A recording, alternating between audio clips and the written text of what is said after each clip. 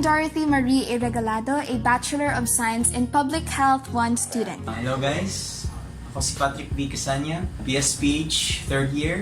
Hi, I'm John Christian S. Lopez, Bachelor of Science in Public Health 3. Hi, I'm Kathleen Terestilos, a BS in Public Health student, 2nd year. Hi, I'm Daniel Colastron and I'm a first year BSPH student.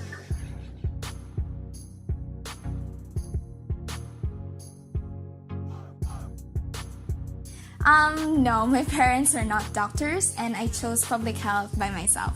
In my case, ako yung first sa family namin na gustong magdoktor. If you have parents though na doktor, I think it would be a great factor if gusto mo rin magdoktor. But in our case, it's more of a choice. So it's not always applicable. Actually, yes. Both my parents are doctors and isang gamay ko ginaupot ko din na business operating room. Actually, no, because my mom is a clinical instructor while my dad runs a small pharmaceutical business.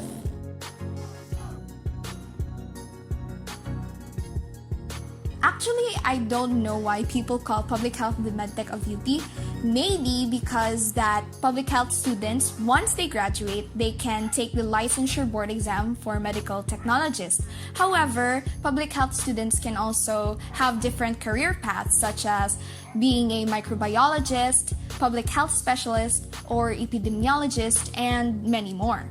Public health has a relatively wider range in its curriculum than medtech. And it's actually different, but it also has same stuff in its curriculum, in its tracks. There are similarities on being a medtech and public health, pero medtech is more on laboratories while public health is more on public health infrastructure and immersion on the public itself. Actually, kaka-trigger kung mabatian yung medtech kami sa UP kay we're more than that. Okay, we take care of communities. We're trained to become public health officials.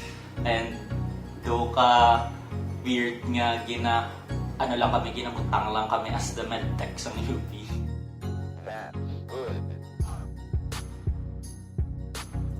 Yes! No, I don't have a car, and also online class man, so like, why would you need a car, right? Yung classmates ko lang, hindi kami lahat maka-afford, no? May iba, like me, na nakikihitch lang. Wala ko yung car. Pero may friends ako na may car. So, same. Hindi ako. Sana all my car. Kaya wala ginalakat. Walang ka-tricycle ako ganing pakakatuloy. Personally, wala ako car, pero muna nga, we'll study hard and we'll work hard para we could achieve our dreams and like, muna, we'll have cars and more in the future.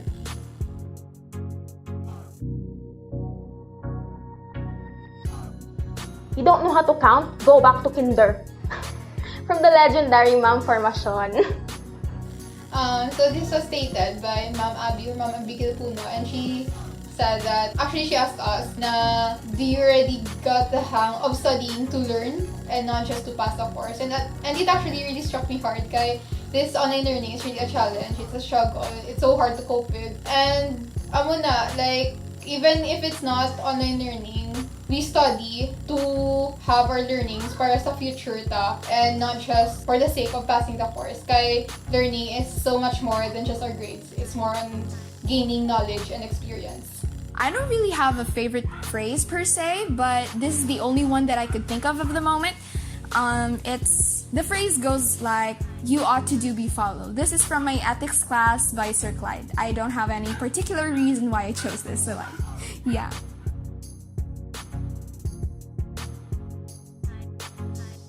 As a shifty, marami na akong subjects na pinagdaanan. So, some of you may not cross path with this subject. Math 50 and Chem 23. Sila ang pinakamahirapan ko. Lowest ko na grade so far na subjects. There's no feared subject, just feared professor. Yeah. Kasi feeling ko, wala namang hard talaga na subject if your professor is effective. And you might be shocked na sobrang difficult ng course outline ng subject na to, but it would turn out to be your favorite subject in the end. Ang pinakakulbaan kong subject would be ang Chem 3-1 or ang Org Chem.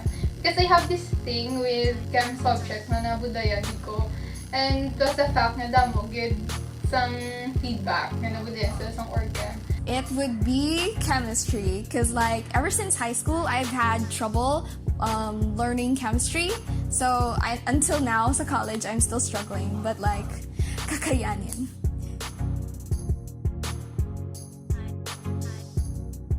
So like my friends and relatives would ask me why I chose public health, and I would always answer them this, that public health focuses on like the overall population or communal health analysis instead of like focusing particularly on the individual's health assessment, something like that. And I always tell them that public health is vital. It always has been, and it is even more so right now that we are facing the pandemic, which is COVID-19. I chose public health because I've had a glimpse of how poor our healthcare system is here in the Philippines. But through the process of learning, I've known that it's not just poor. Our healthcare system is very, very poor. And that's why in the future, I'd like to be someone or one of the public health workers or public health professionals who will be making that change and give the Filipinos the healthcare that they deserve. And also, of course, UP. So, sure. When I actually first learned about the existence of public health program, I was so interested in it. So I followed it, I researched about it, and it became my dream course. So it was actually PH or nothing nang pumasok ako sa UP. But I also believe that public health is a very important and beautiful thing to study, especially in the Philippines. But it's underrated and underappreciated. So I want to be one of those who will revolutionize PH in the Philippines.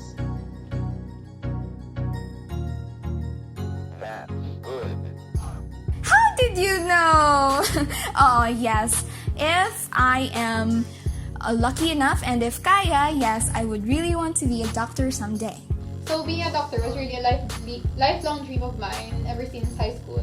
Pero as of now, nga nag-study ko sa public health, it has changed because I want to become both a doctor and also a public health professional or a public health worker. Specifically, ang maging a barrio doctor. Yes. Well, for this stigma nga madoktor tanan nga PH, sa akin case true siya. Kay goal ko maging doctor, specifically doctor to the barrios or maging cardiothoracic surgeon. I actually want to. It is both my dream to become a doctor and a public health worker. Yes, I plan on becoming a doctor. Hopefully, in the future.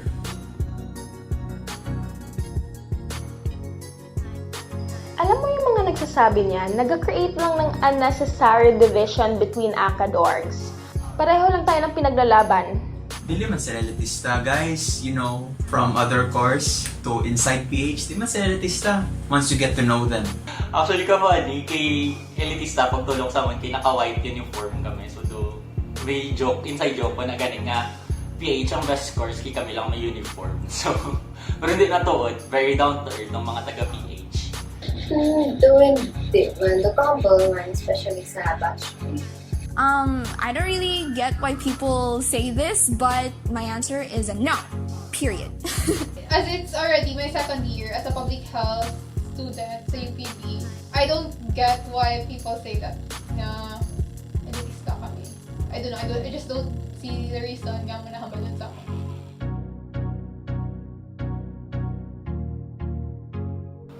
Personally, oo. Kay wala gid ko may na-learn sa online class last sem and this sem sure ko wala mong gyapon may ma-learn. And lain gid ba sa face-to-face kay mas motivated ka nga mamate, mas motivated ka nga magkadto sa school kay makita mo yung friends mo, makabanding mo sila. Wala pa ko ka-experience face-to-face classes sa UPV Miagaw, pero gina-claim ko na nga miss ko na siya. But face-to-face classes in general, yes, I do miss very much. Siyempre talaga. Iba talaga ang face-to-face classes compared sa online classes. I prefer talaga face-to-face classes.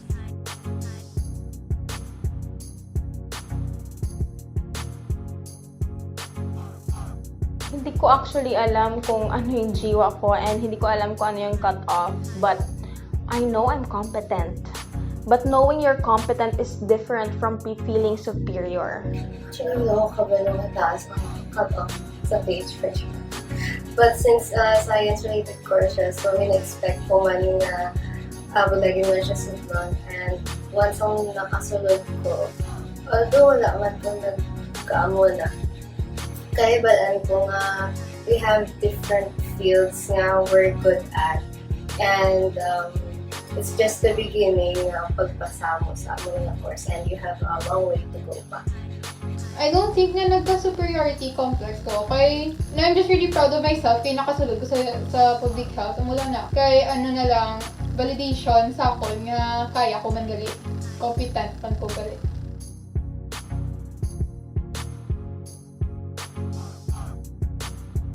In general, there are a lot of attractive people sa Clovers. So like, let the guapos appreciate their fellow guapos, and the guapas appreciate their fellow guapas, and everything in between. Let people appreciate people. That's it. Period. No.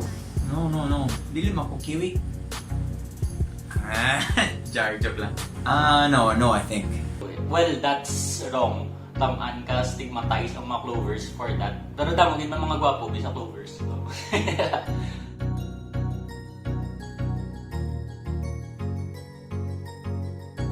Course fresh, gid fresh pa sa lumpia ni Manong Batch. As in, I think because we really value outfit of the day. Kasi if you don't feel good on the inside, at least you look good on the outside. Sa ibang guro, pero ako, nagka-evags ako. Hindi! Diyos ko, haggard sa man, especially pag after naman Zoo 102 nga lab. Imagine, 3 ka oras matupang koring nga may formalin.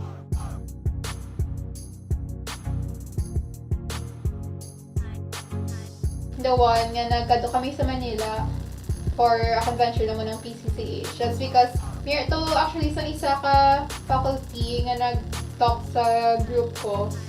Tapos he's a barrio doctor and was also a graduate obvious in public health, and his speech was really insightful and very inspiring. It has to be snappy hands. Kasi immersion sa mga students, sa mga bata. Sa school, wala lang, fun masyado yun kasi we get to teach the children, have fun with them, give them activities. It's fun interacting with children. Freshies Zoom party since there again na wala kilala ang aming classmates and we also had fun. Pinaka-favorite ko gig memory, isang nag-community kami. Sa Concepcion, itong isa ka-island nga kay health issues in island context to be nga page 101. Dito ko gid na-realize nga dream course gid magaling public health and very in love ko siya nga course. Before mag-start ang classes sang September 2020, ang Clovers nag-hold sang ila first ever na Zoom meeting or General Assembly, and it was very fun because we played games, they gave us trivias, they introduced us to what Clovers really is, and the expectations that we are to see or expect from UP. So yeah. My fave PH memory would be nung pumunta kami sa Concepcion for community work. We lived the island life with a purpose. White sand, ganun. And also the mundane things in the campus like maglinya sa manang batch, kumain ng KBL, magmamadali para sa next na subject, tapos pupunta sa cafeteria, mga ganun.